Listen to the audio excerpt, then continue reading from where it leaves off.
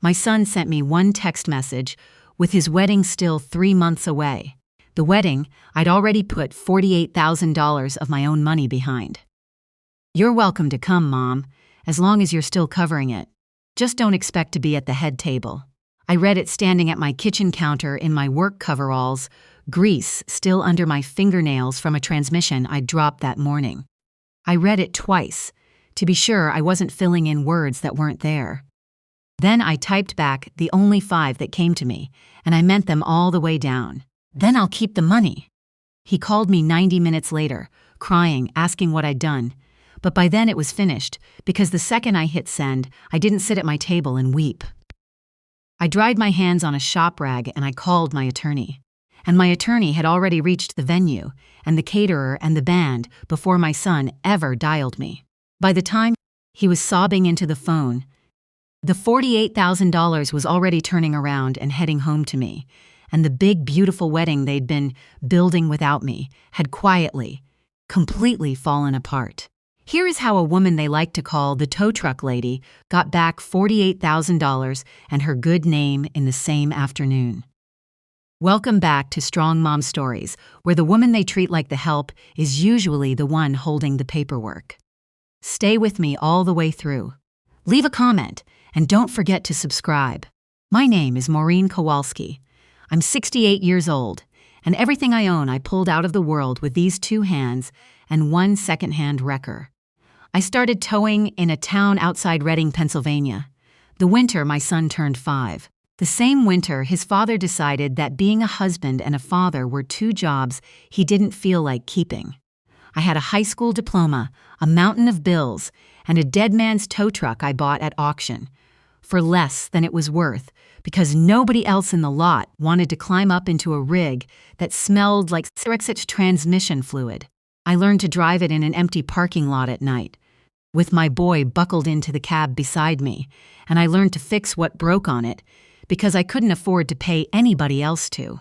That first year, I'd pull a stranger's car out of a ditch at 2 in February, drive home, sleep 2 hours, and get my son to kindergarten with my hands still raw. I did good, honest work, and I did it when I said I would, and in a town like mine, that's a kind of gold. People started asking for me by name. 40 years later, Kowalski Towing and Recovery runs 11 trucks, holds the AAA and the police rotation contracts for half the county, and signs the paychecks of 22 people, most of them folks nobody else would take a chance on. I carry their health insurance. I paid for 2 of their kids' braces and 1 rehab stay and never said a word about it. I'm proud of that company the way you're only proud of a thing that took everything you had to build. My hands tell the whole story before I open my mouth. They're not pretty. The knuckles are swollen from the cold and from 40 winters of frozen bolts. There's a scar across the back of my right hand from a winch cable that let go in 1991, and a permanent black line under 2 of my nails that no amount of lava soap will ever lift. I used to keep them in my lap when I went somewhere nice. I don't anymore. They're the truest thing about me. People look at a woman with hands like mine and they think they already know the whole book. Tow truck lady, salt of the earth, bless her heart. Not somebody you'd put at the good table. My son's future in-laws decided that about me inside the first 10 minutes. And my own boy, I'm sad to say, came around to it too for a while. They all missed one thing. A woman who builds a company out of 1 truck reads every line of a contract before she signs it, every single line. Let me tell you about my son. He's my only child, and I raised him by myself, and I would crawl across broken glass for him, and I need you to hold on to that, because the rest of this is going to make you angry at him, and I don't want you angrier than I already was. I gave that boy everything I had, which at the start wasn't money, because there wasn't any. I gave him the other things.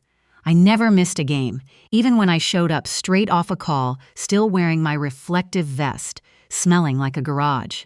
I put him through college on the installment plan, a few $100s at a time, 4 years of it. He turned out smart and polished and ambitious, and a little ashamed, I think, of where he came from. He went into wealth management.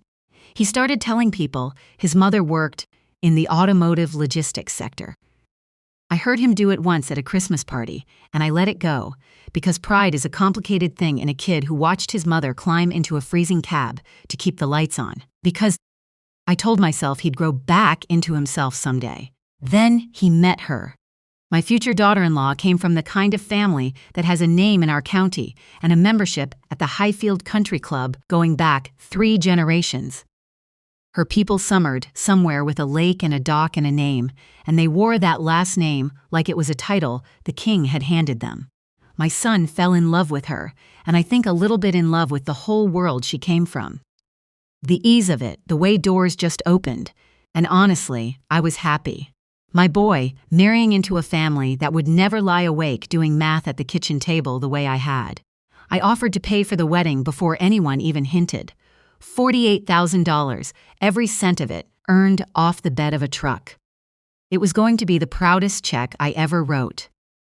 I met the bride's mother at the engagement dinner. I wore my one good dress, and I brought a bottle of decent wine, and I was bound and determined to be liked.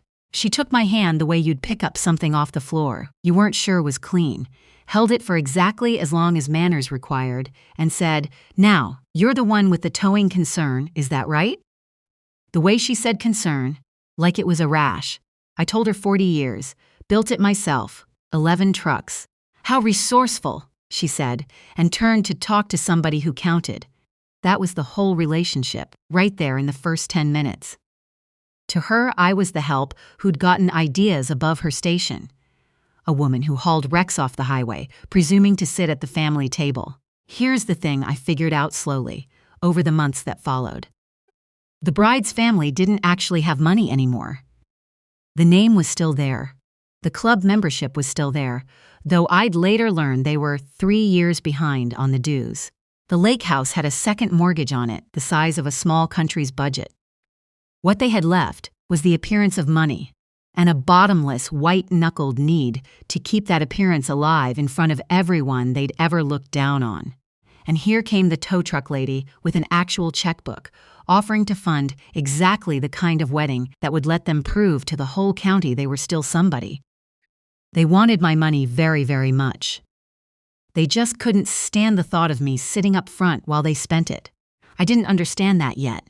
I was still trying to be liked. Now here's the part that mattered, the part nobody noticed, because nobody ever pays attention to what the tow truck lady is doing with her paperwork. When I said I'd pay for the wedding, I didn't hand anyone a check. I have never once in my life handed another human being a blank check, and I sure wasn't going to start with people who looked at me the way the bride's mother did. I did it the way I do every job.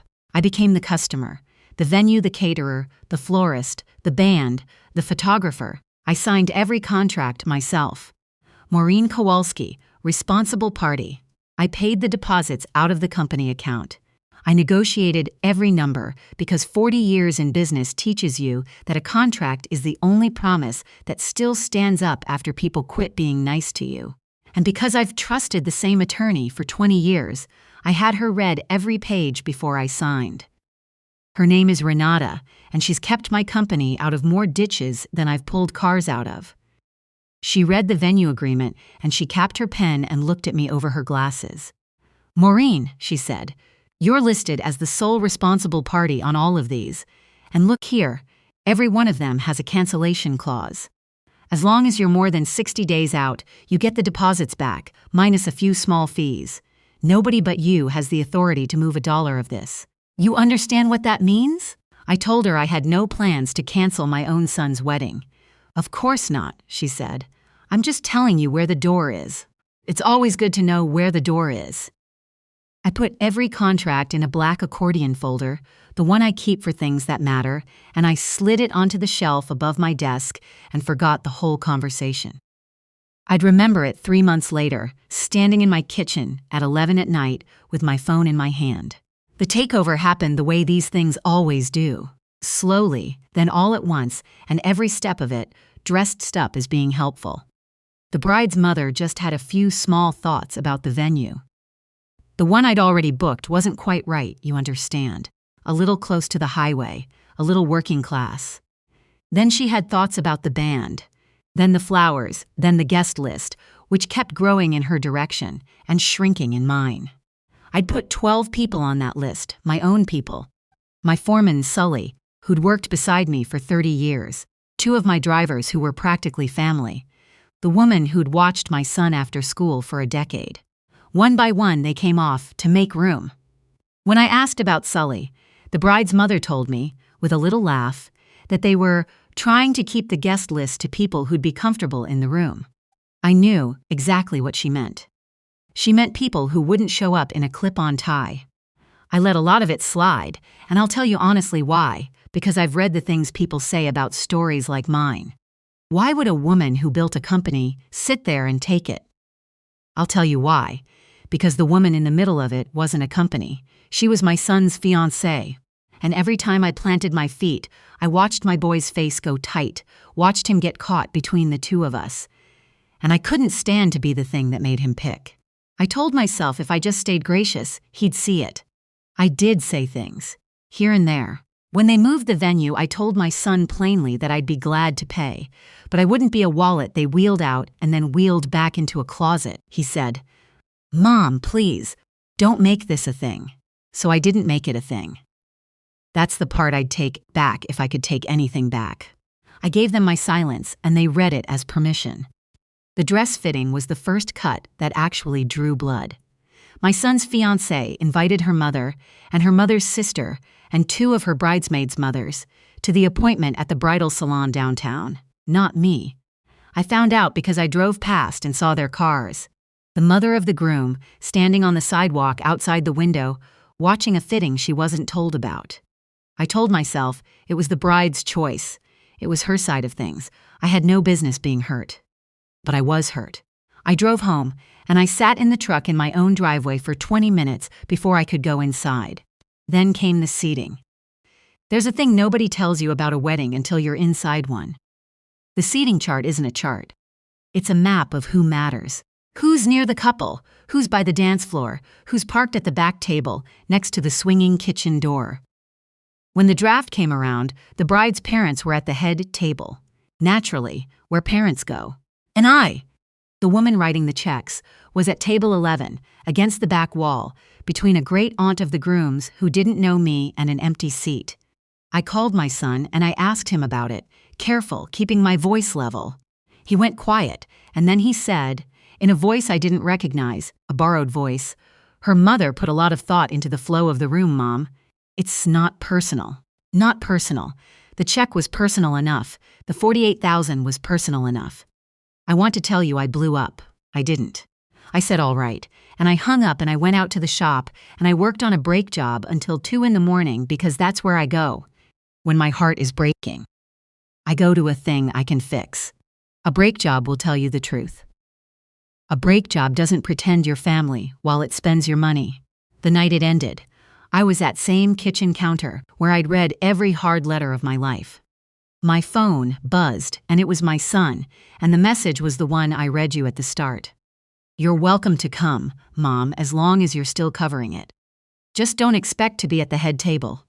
I want you to understand that I knew, reading it, that those weren't really his words. They were her mother's words, run through my boy's thumbs, but he sent them. He let himself be the pen. That was the part that broke something loose in me. Finally, after all those months of being gracious. Not anger, exactly. Something quieter and harder. The thing I imagine settles in a person right before they stop asking and start acting. I stood there and I heard Renata's voice from a year before. It's always good to know where the door is.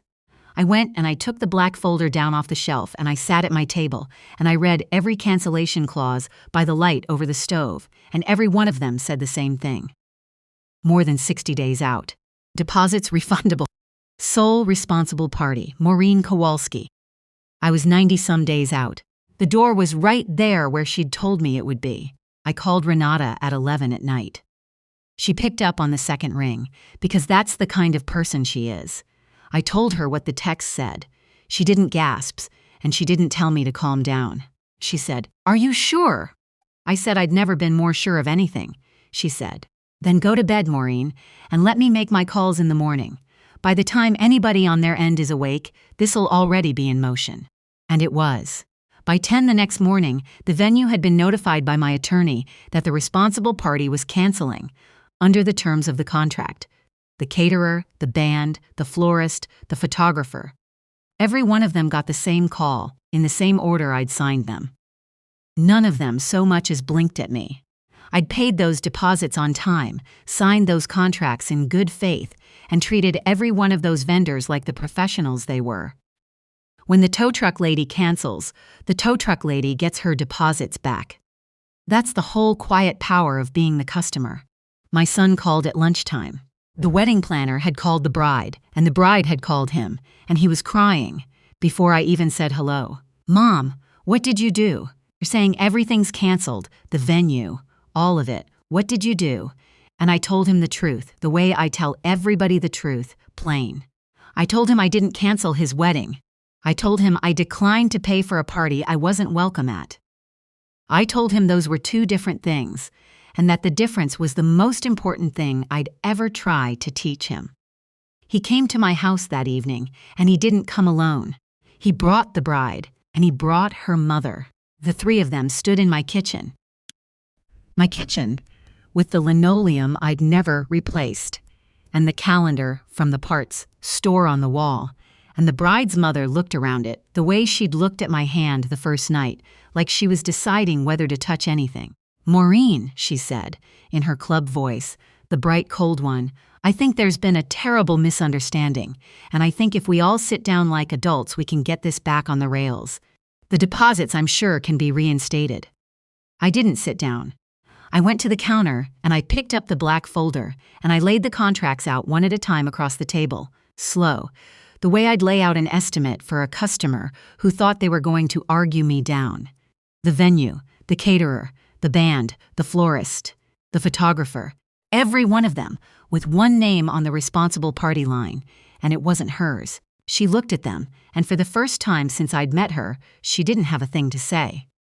"There's no misunderstanding," I told her. "I read every line of these before I signed them, the same way I've read every contract for 40 years, because reading carefully is how a woman like me stayed in business while families like yours ran on a name. You wanted my money, you just didn't want my face in the room while you spent it. And I'll tell you what I figured out, standing on the sidewalk outside that dress shop, looking through the glass. My money and my dignity cost me the exact same thing. 40 years of these hands bought both of them. I'm not going to spend one to keep the other. Not for you, and not for a chair, and not, I'm sorry to say, for my own son." That last part I said looking at him, and the room got very still. Then my son's fiancée did the thing I never saw coming.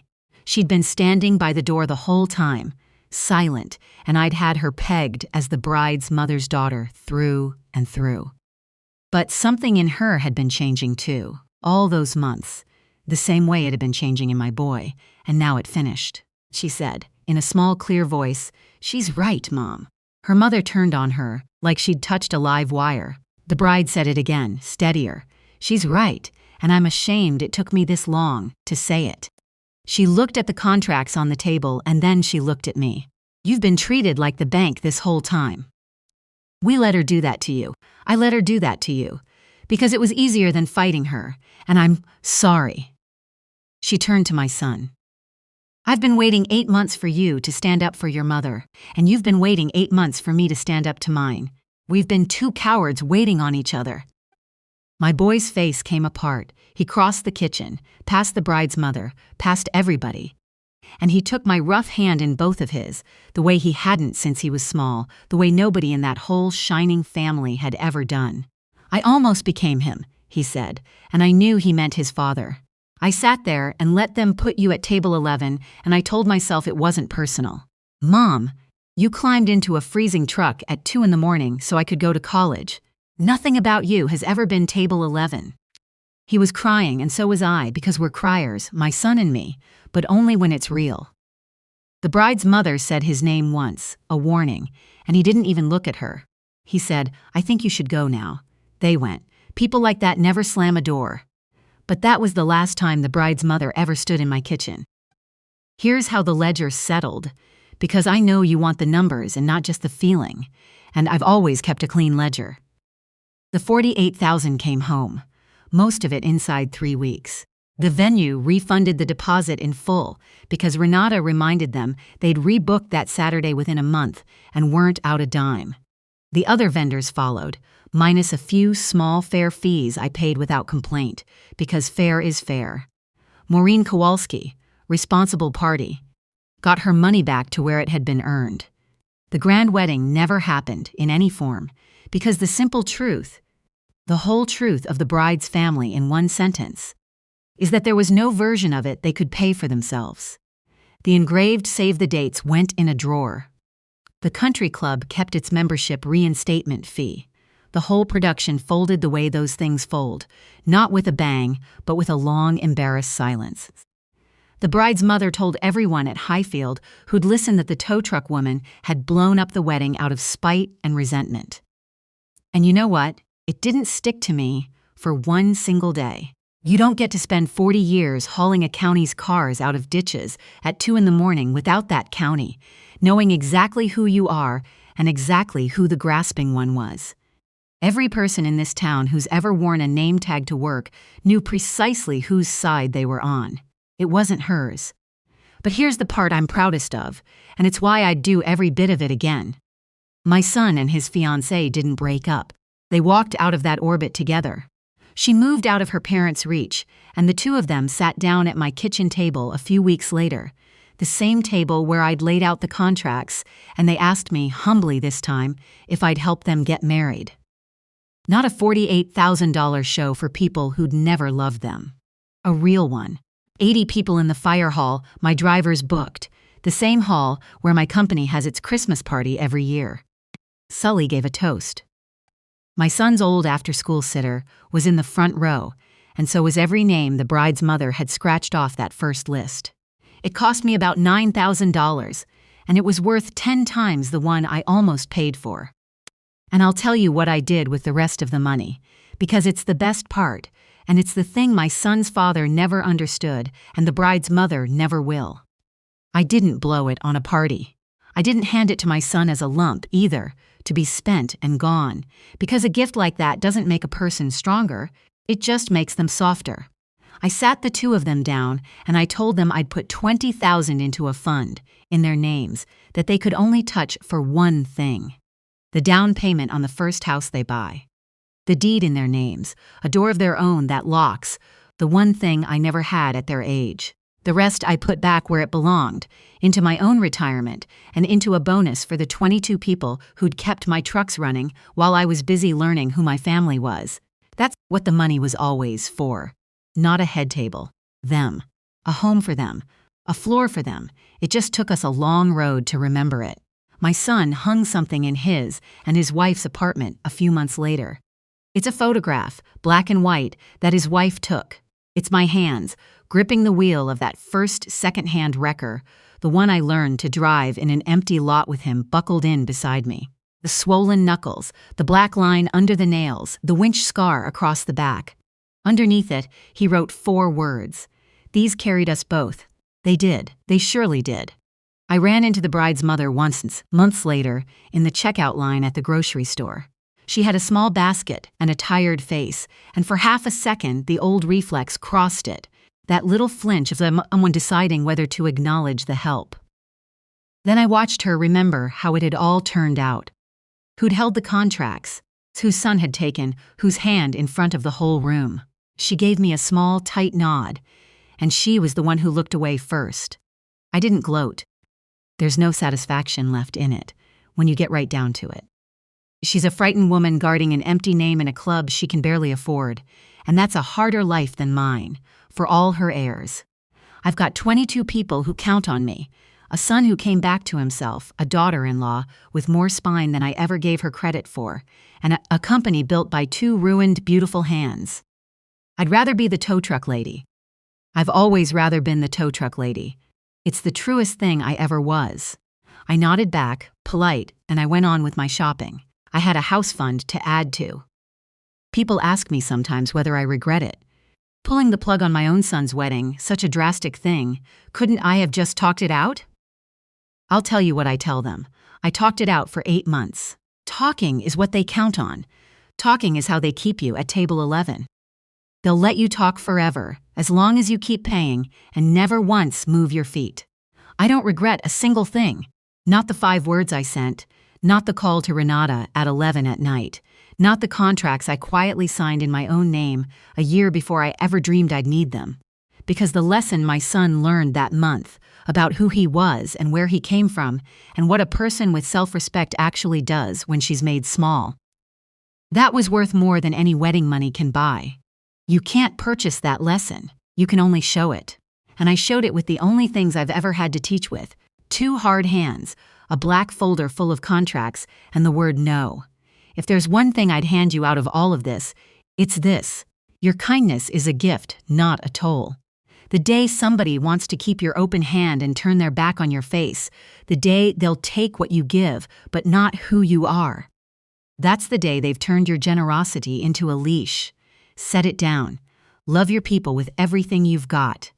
Give until it feels good in your chest. But don't ever, not once, pay for the privilege of being treated as less than. Keep your dignity and your generosity in the same fist. They cost you the same to earn. Don't let anybody on this earth talk you into spending one to hold on to the other. That's my story. 1 text message, 1 call to my attorney, and $48,000 that came home where it was made. If it reminded you that your worth was never up for a vote, take that as your sign. Drop a comment below, hit that subscribe button, and I'll see you next time.